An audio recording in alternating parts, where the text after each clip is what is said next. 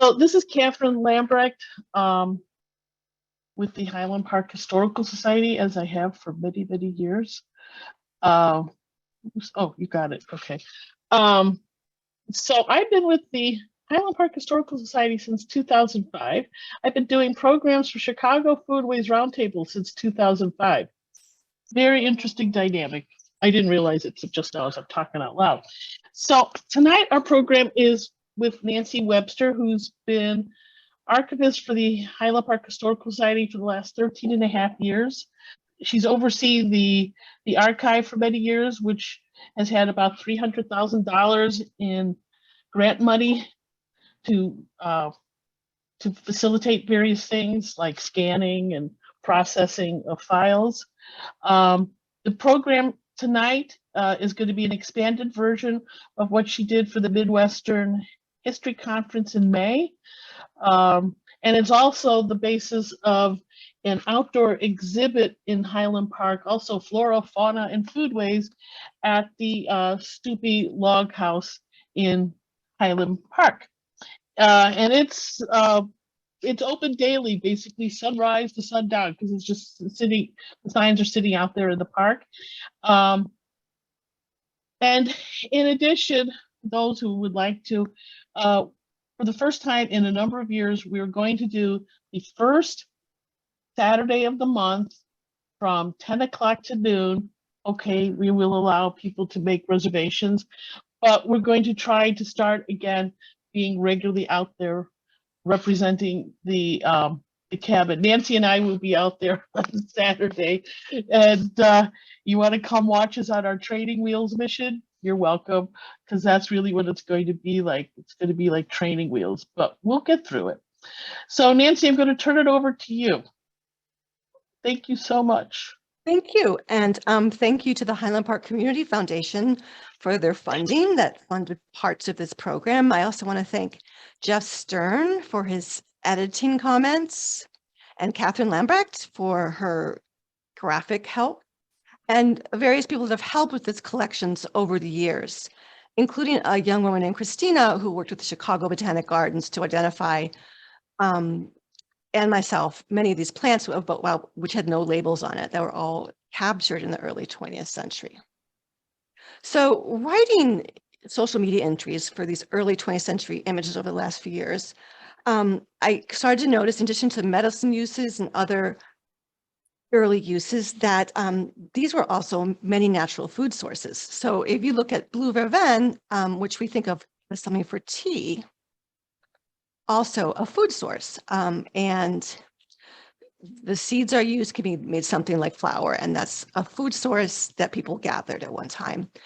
All of these plants that we're talking about grow in this area naturally or were brought here by settlers. Of course, this area along the lake was carved out by glaciation and was occupied by woodland natives and later Potawatomi tribes and ceded to the United States in 1833. And that's where our part of the story will begin, with the 19th century and European and American settlers who are gathering here, and also a new medium called photography. And of course, people took pictures of themselves eating. I don't think that they took pictures of their food like you see now on social media, but here's some people gathering to eat for an engagement celebration by Oscar Brand, who had a photography studio in town, left us a great photographic documentation. A basket of fruit by chaplain George Rice, a friend of Orson Brand, who also was his chaplain at Port Sheridan, but hung out and lived in Highland Park with Orson.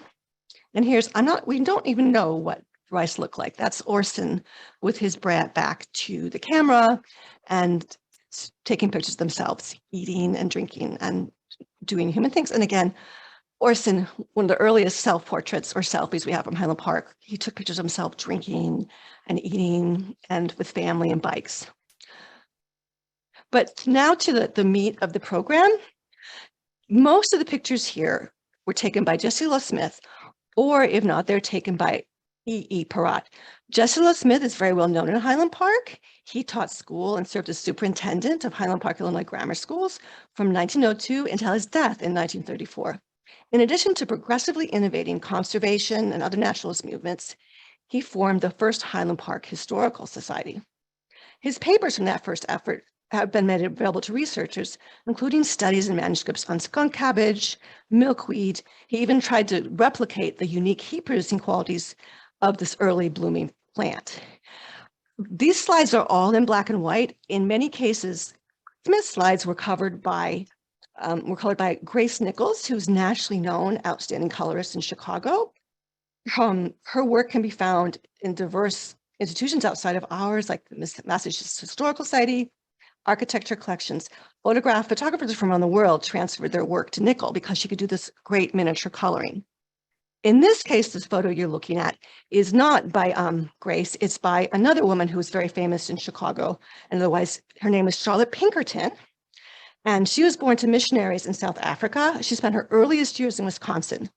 As a young woman at the beginning of the 20th century, Pinkerton attended the Art Institute and worked as a lantern slide colorist. She worked in California and founded the Santa Cruz Art League after 1914 and her marriage. Her work can be found in the Autry Museum of the American West, Yale University, other collections, including ours. The photo was taken by a friend of Jessie Lowe Smith. This friend was called E.E. Parratt, Eleanor Parratt, and they were going to write a book together about flora and fauna of the area. We have never seen it. We don't know there's a complete manuscript, an entry-level manuscript, but they were beginning to take photographs and develop the concept of local North Shore flora and fauna. Parratt was not a photographer, he was amateur, like Smith. He came to Highland Park to work on the Northwest Railway, and by the time he was retired, he was a traveling station auditor. And we know these are photos that are by him because they're marked, photographed by Parratt and colored by Pinkerton. There might be others, but I think they did mark most of them. And one of the most striking images is this of Indian rice, Native American rice that grew naturally throughout this area. And it grows in sloughs and marshes, and it was a native food source, a standard native food source. It still grows here, and it is key to the Native American diet in this area. It can be made in multiple uses and ways. It can be made on a fire. It can be made in an Instant Pot, actually, too. I found some recipes. And it's basically a standard pot or potage that you put in rice and corn and fish or meat, and it stews all day. And it was a standard food source. It doesn't grow as much as it not unsurprisingly. However, you can buy it, and it's quite expensive. In fact, there's a 1956 or 57 Maclean's article that calls it the gourmet weed, the gourmet rice, because it became very popular. Of course, corn has been grown here for as long as humans been cultivating food. And there's going to be a mixture of foods that we discuss. I mentioned that were grown here naturally and gathered, that were cultivated by Native American tribes, or were brought here by Europeans when they settled. A recent book called Dinner in Rome, A History of World in One Meal by the Norwegian chef and writer Andreas Viestad says that we sought examples. It isn't correct to say that food is a passing thing, present and ephemeral, while marble and cobblestones are permanent. The only things with the ability to tell stories about the past. I'm convinced that history is also present, maybe even to a greater degree in the food we eat. And that's, in many ways, that's true. And culinary history has become recognized it's been more inclusive now in the history canon. And corn dodgers are something that you could make from corn. And we know that Lincoln quite liked them. And we know they were very popular, used and mentioned frequently in 18th and 19th century literature. Here's a recipe from Illinois. And here's a picture of what they might have looked like from vintage victuals. Another natural food growing source in this area are juneberries. And juneberries grow near the ravines. They're an understory tree. And they were one of the major ingredients in, I think I have to chat there. I'm going to answer it if it's a question. Is Indian rice essentially the same thing we call wild rice? No, it's related, but it's not the same.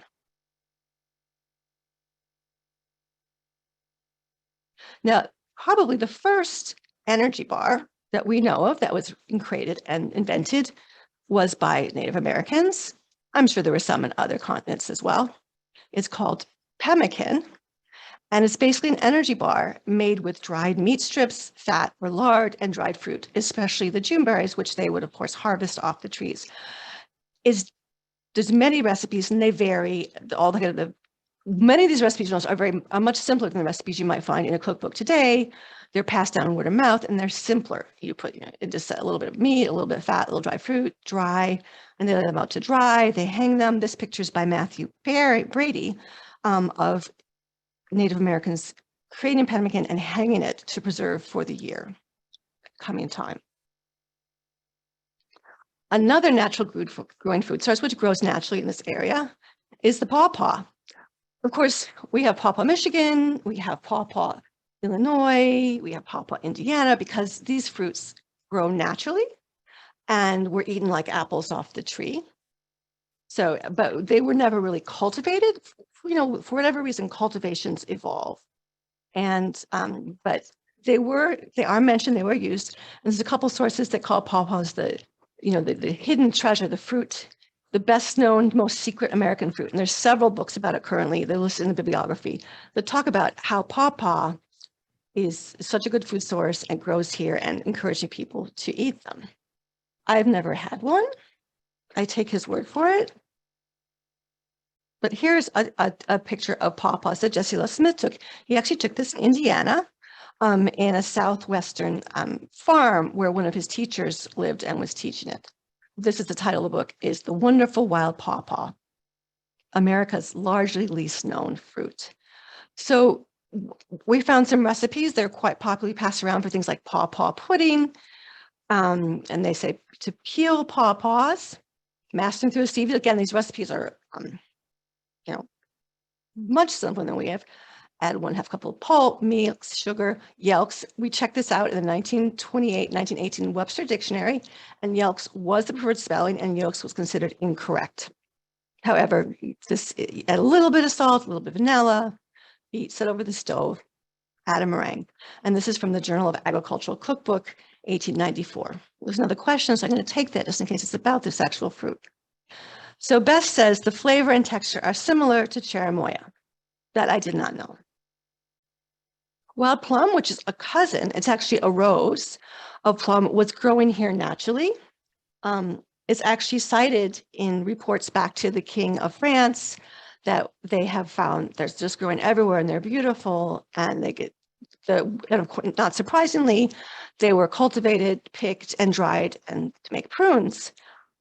And we also have the quintessential recipe for Christmas plum pudding that's so fun. And this, again, is an early American recipe from writers. All the citations are at the end of the presentation. This is another picture that was taken in Indiana by Jesse Love Smith, but sassafras grows here as well. And this was taken in Southwest Indiana and grows naturally in Highland Park and in the ravines here. And sassafras, of course, is the main ingredient in root beer, theoretically, as is prairie dock is involved too. Here's 2 beautiful pictures of prairie dock. You can see them in our gardens and Stoopy Gardens. And here you have, there's a book of recipes called Dr. Chase's Recipes, 600 practical recipes, and he writes a recipe for root beer, and you use hops and burdock, yellow dock, sarsaparilla, dandelion, and spikenard roots, almost all of which we have photos of in the collection, how to boil them and guess the sweetness and how to store them with a cloth. Dr. Chase lived in Ann Arbor. He was attending medical school. He didn't graduate. He kind of was, a self-taught doctor. He eventually did get a medical degree from another university after getting kicked out of Michigan. But so he was a very popular book. There's multiple editions, and it's a book of household hints and recipes like this, how to make something like root beer. He notes that it's a nice way to take alternatives without taking medicine. I think this was also distilled into a kind of alcoholic brew on a certain level as well.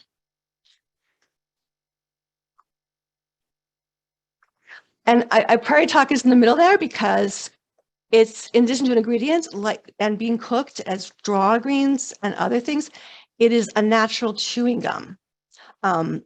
Yankton Bag of the Dakota tribe writer, violinist Zikalo Sa recalls the joy of the summer tree in multiple short stories. If you're not familiar with her, there's a picture of her, and it's always good to have a picture of a girl with her violin. If you know me, you understand that. And she was a polymath who wrote about the trauma of being removed from her tribe and raised in a Western school, but she was also a musician, and some of her music's being rediscovered now. She combined Western and Native American musical traditions to write operas and other pieces. And of course, settlers discovered as well that this was this natural fun gum. And quoting here from a pioneer from Indiana, no children chew purer or nicer gum than the pioneer children of the prairies gathered in abundance from the polar plant. It's a polar plant. If you ever see it leans, it tells us the way. It costs no pennies and it could be had fresh every day in midsummer. And again, these are not cultivated items. Some of the fruits became cultivated later. They didn't catch on, pawpaw, Juneberry. Same as adder, wild adder's tongue, not the snake. The food grows naturally and it can be eaten as a salad or vegetable. It's also kind of having been brought back kind of vogue. You see recipes and foragers discussions of that. One thing, and these recipes vary, put a little this, a little that, but one thing you see for the adder's tongue, blanch, never boil, and it kind of tastes like spinach or kind of tastes like asparagus. And you can see the flowers, they're very distinctive flowers of the adder's tongue. Sorrel, wild sorrel, is an excellent food source. It's used throughout the world by Native Americans and by Europeans. The Native Americans have many uses. You find many recipes for soup in diaries in early or 19th century. To say, wash a handful. Again, the kind of how do you make something? You wash a handful. You add some chevre and lettuce, chop very fine. Let stew, season to taste. And there's talks where things are preserved. You can't go to the grocery store and buy. So it says winter jars, chopped, pounded and seasoned, covered closely. So these instructions are passed on in books and magazines. And while so it's supposed to have like a lemon tangy taste, French cuisine uses it a lot, kind of like a sauce or a side because of a tangy lemon taste. And now we're coming to cultivated foods in this country. The wild cabbage was brought to this country by a Frenchman, and it was first planted in Quebec and was probably the first cultivated plant from Europe in this country because it was a major food source, of course, in Europe. And here you see the cabbage and popular, of course, because it was brought. And we find recipes. And I also want to bring some other pictures here. So the beet and the carrot were also brought to this country. The beets, the carrots by the Dutch. There's been a lot of discussion lately about who, in fact, did the Dutch make the carrots orange because they are the Dutch and because they want to be orange. We don't know that. It's true, but what we do know for sure, it is the Dutch who brought the carrot to this country. It was Europeans, and we're not sure, that brought the beet, that all have continued to be sources of food and cultivated and raised and used in recipes. And throughout the 19th century, we find many recipes using these ingredients. I have a picture. This is a picture by Parratt and colored by Pinkerton of peppergrass going naturally on what they called the Waukegan Flats, the beaches and the north of Illinois. This used as a natural flavoring. And you see many recipes in the 19th century touting, the healthist. This is from a wife of a homeopathic physician with basic recipes instructions. And it's kind of like, so someone who's not a cook like myself cooks too. You steep the fowl, you take it out, you wipe it, you boil it, you mince the carrots. It tells you, and here's the yolk spelled with a more recent version, and cook it. And you can see there's not many ingredients in it, but you can see they're all readily available, that they're either cultivated by Europeans or naturally here, us bird, of course. Another recipe using the same, it has with the peppergrass that you see is with turnips and beets. Of course, these recipes were developed by European settlers. but it also includes sorrel seeds and turnips and beets. So a mixture of natural growing and cultivated items to create a soup. And you see recipes, many recipes, because there's a little bit of pork in here, but they're not necessarily beet based. I have another question, so I'm just gonna, I'm not sure if there's a question, but it says very different than Barrett and carrot. I grow with stems coming from the top of the root. I've never grown either, so you might have to comment on that later when we discuss this. Of course, you have the three sisters, the corn, the squash, and the beans, but you have also grains, which are cultivated and raised. And this picture is of Highland Park to create recipes. I have another comment. We'll answer that just in case it's pertinent. Beet. Okay. I hate beets. So, it's like kind of a story. So I hate beets so much. My mother used to send me down to the basement to get beets to cook for dinner.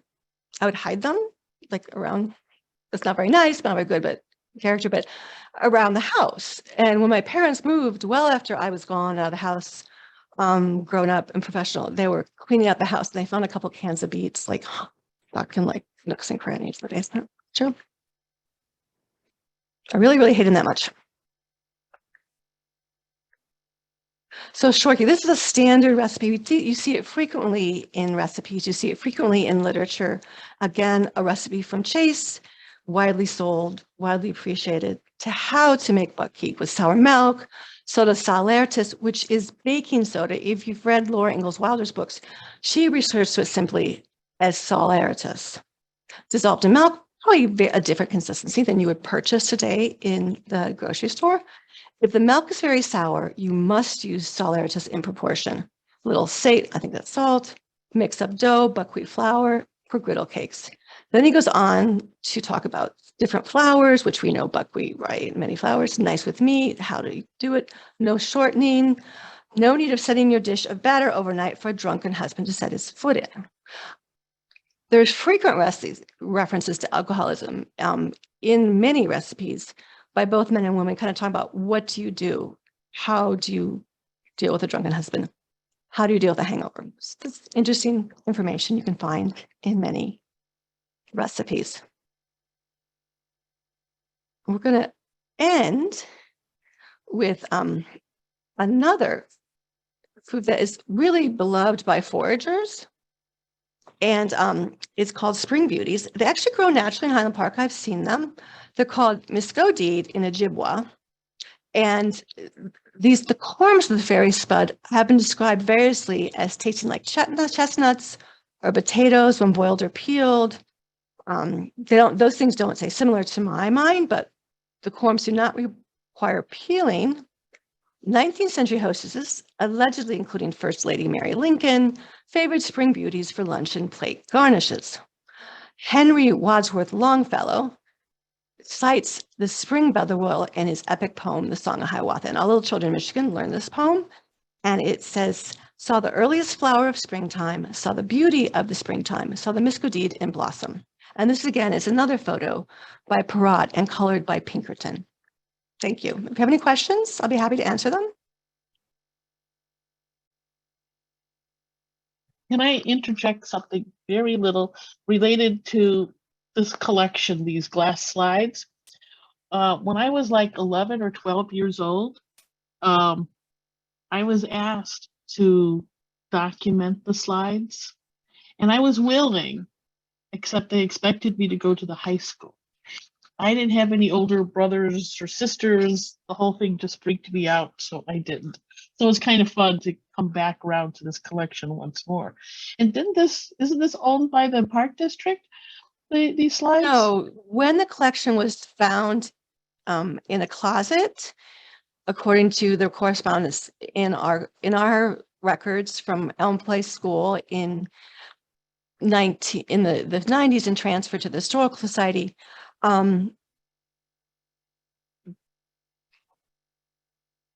the bulk of them are glass slides by Smith.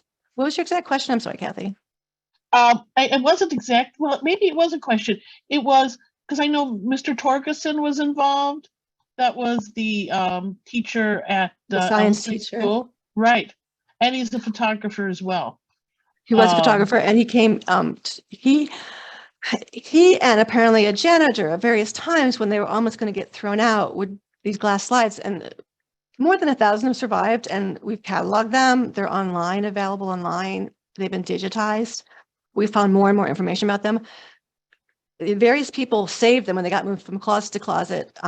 And eventually in the 1990s, they were transferred to the Highland Park Historical Society. And Mr. Torgerson was one of those people involved in that. And a few of the slides, a small number, and it's indicated in the catalog records, were kept and selected by the Park District. And I do not believe I used any of the Park District images in this presentation. These are all that were glass slides that were transferred to the Highland Park Historical Society. That's fine.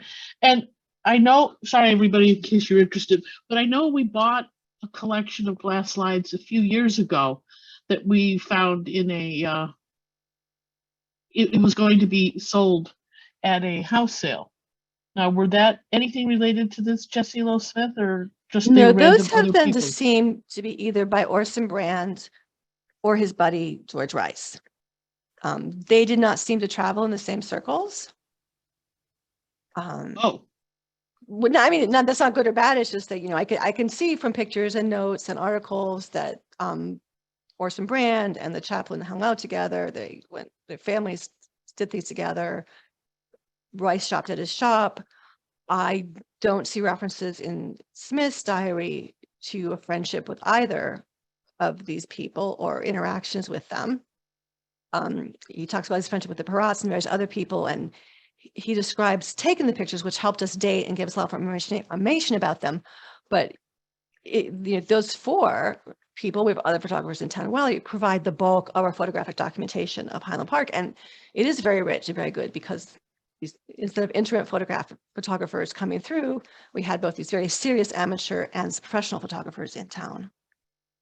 Someone had their hand raised. yeah, that's Carrie. Carrie, why don't you, I'm going to ask you to unmute. Why don't you? I understand about not liking beets. I canned beets. I don't like even maybe one slice on a salad. But beyond that, I hate them too.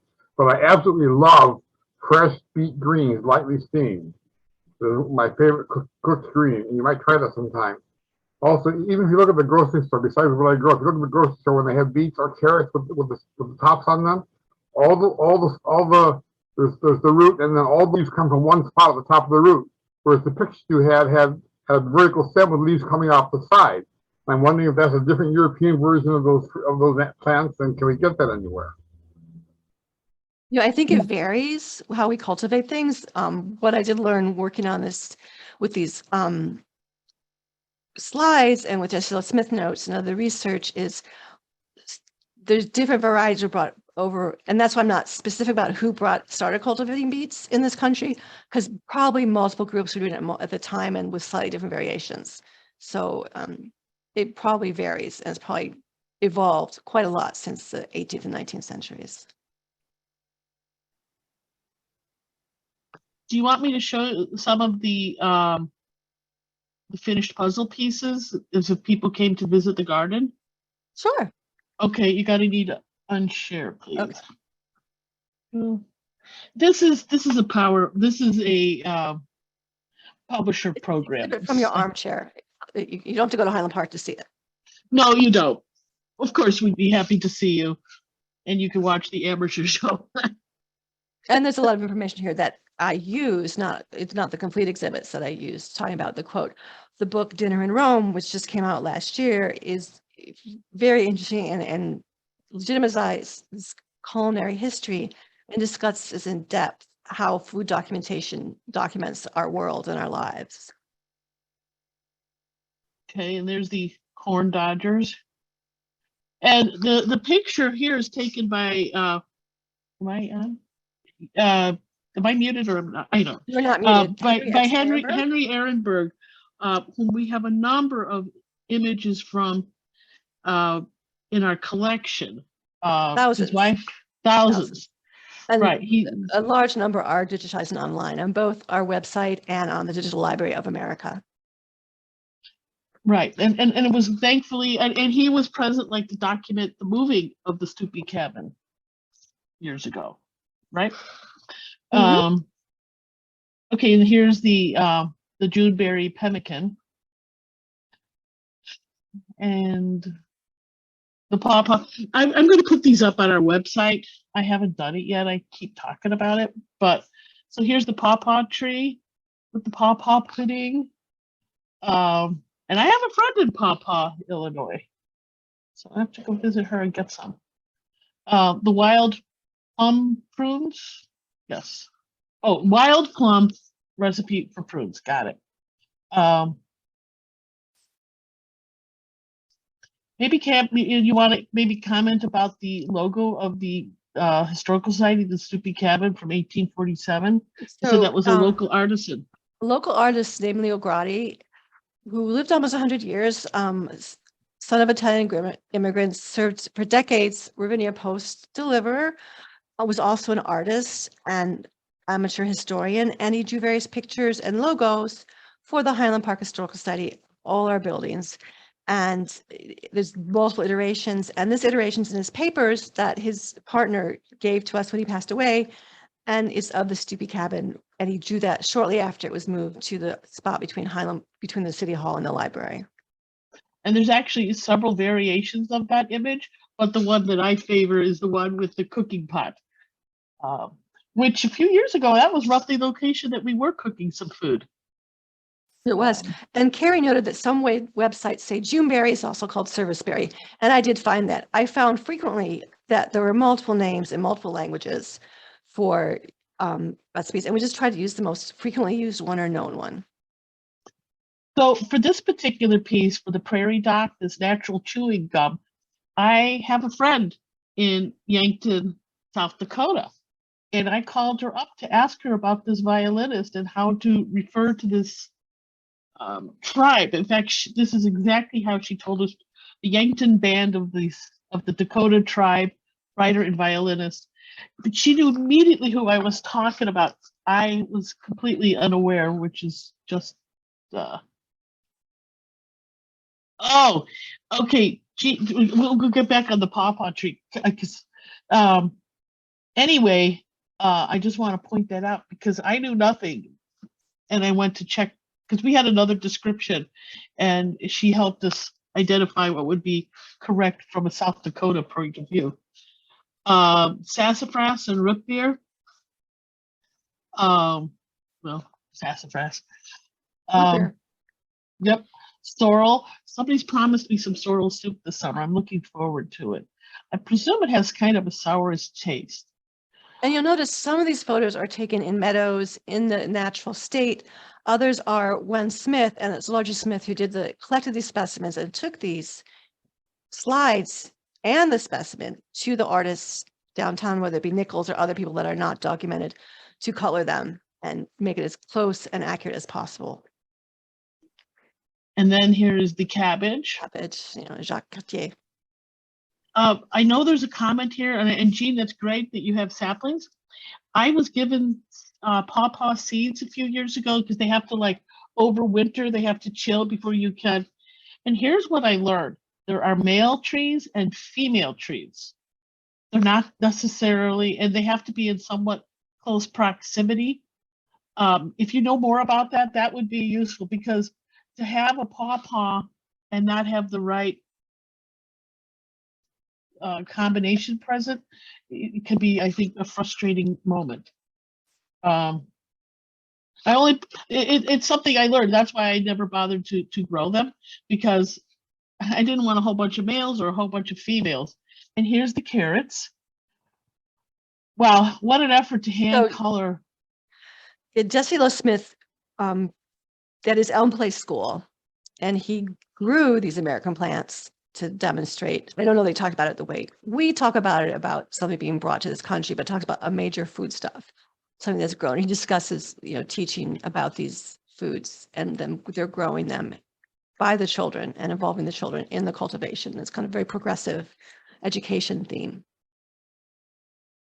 Was he present at Elm Place when they put in the observatory? Yes, he took pictures of it. There's pictures online as well. Fantastic. Yeah. Here's the adder's tongue. So if you came and saw the exhibit, this is, what you would see. I guess that's it. Yeah, Gene, I'm interested in the pawpaw too. I would be planted by the Stoopy cabin. Maybe we'll have to figure that out. But maybe we can sort of plant a few kind of nearby. Any other questions, people? Whee!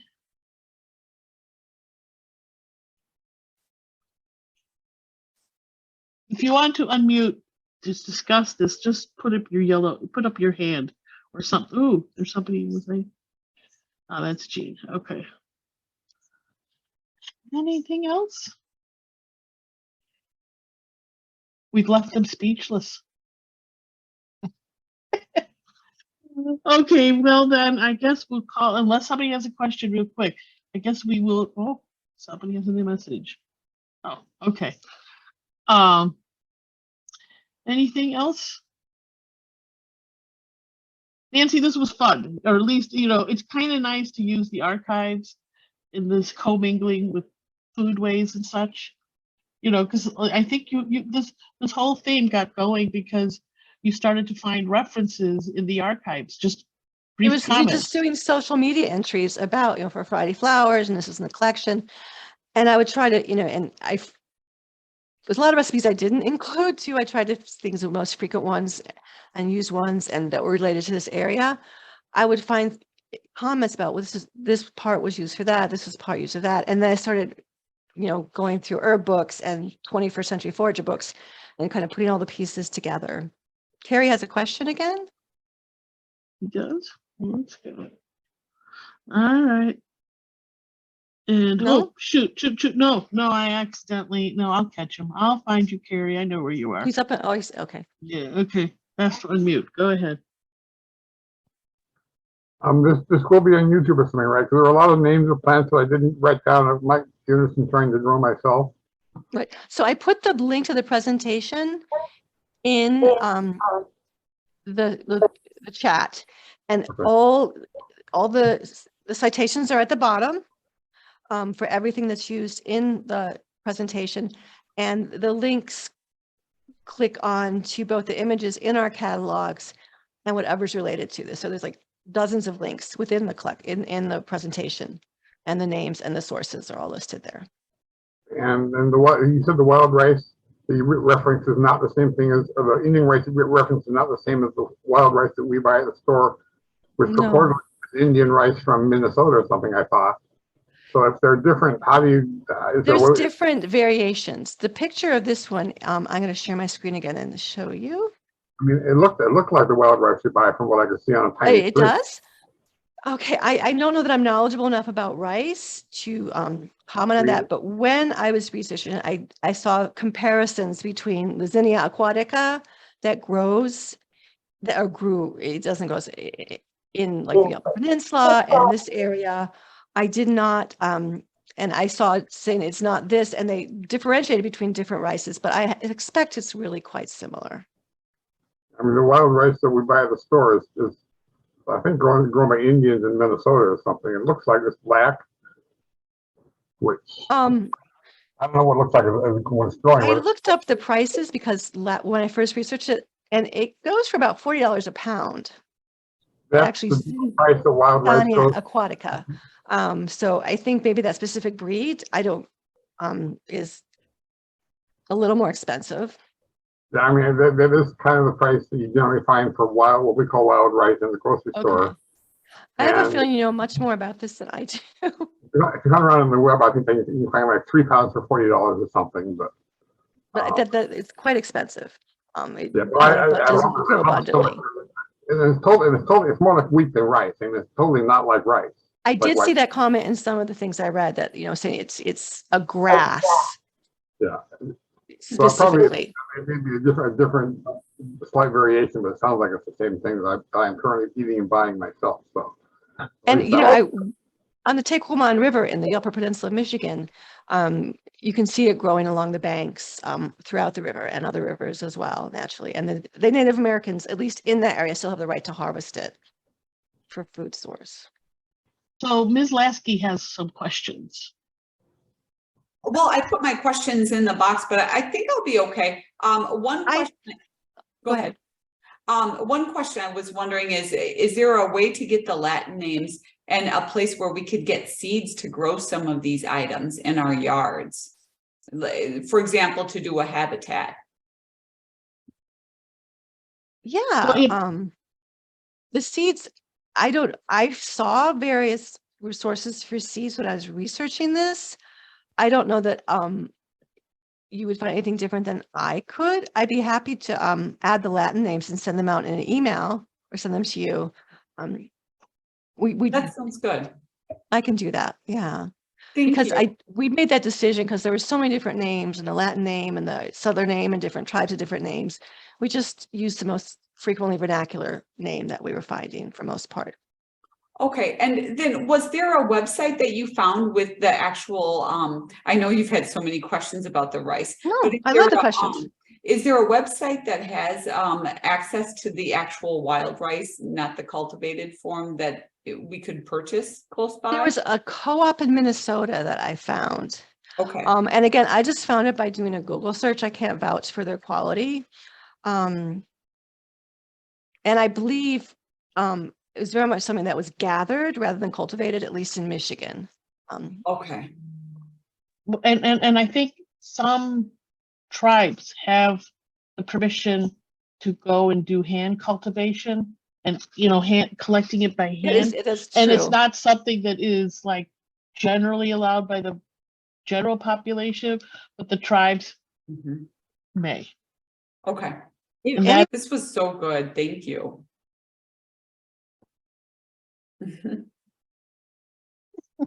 Thank you for coming. It was really, it's been such a, when you're an archivist, you learn, you might have a subjects, especially when you start a job, but then you come in and you're working with different collections for different reasons, and you kind of get to dig into those subjects, whether it's flora and fauna or photography, in this case, food, and you just learn a whole lot more, and just sometimes it's not as in depth as you'd like, but it's very interesting and it helps you understand kind of the world. And that's, I do agree with Viestad that what people ate and what they eat is very descriptive and telling about human history. Mhm.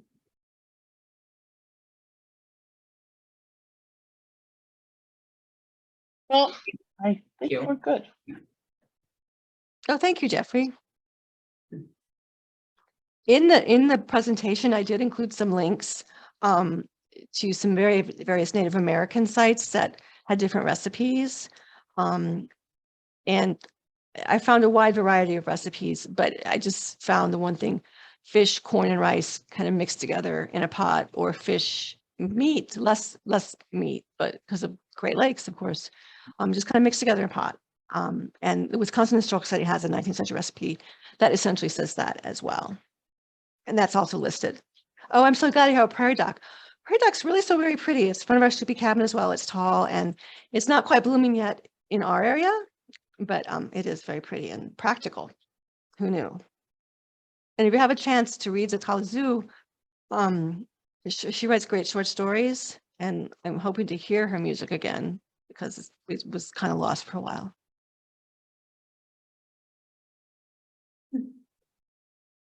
And you have the heart of a violinist, being a violinist. I was like debating because there's different pictures of her available at the Smithsonian and some other places. And there's a picture of her Native American dress. There's pictures of her dressed up, but I had to use the violin. So. Well, okay, you and I will hang out together on Saturday morning from 10 to noon. Anybody wants to drop by, you're welcome. It should be an interesting day, huh? Thank you. Okay, well, thank you, Nancy. And we'll be seeing you soon. And you don't have to come. Like I said, this exhibit, it's from sunrise to sundown. It's across from the Central Highland Park train station. Okie doke. Yep. Good night, everybody. Good night.